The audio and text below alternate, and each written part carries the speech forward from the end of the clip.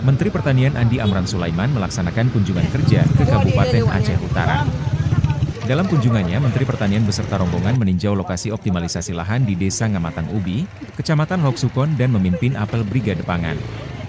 Selain itu, turut dilaksanakan rapat koordinasi optimalisasi lahan di wilayah Kecamatan Loksukon. Menteri Pertanian Andi Amran Sulaiman mengaku bangga dengan Provinsi Aceh karena ada peningkatan produksi di saat dilanda El Nino. Kami sangat bahagia, bangga dengan Aceh karena terjadi peningkatan produksi di saat El Nino, La Nina dan kekeringan. Di Aceh Utara khususnya meningkat 51% produksinya. Kemudian Aceh meningkat sekitar 15%. Ini berkat kerja keras kita semua dengan globalisasi dan oplak.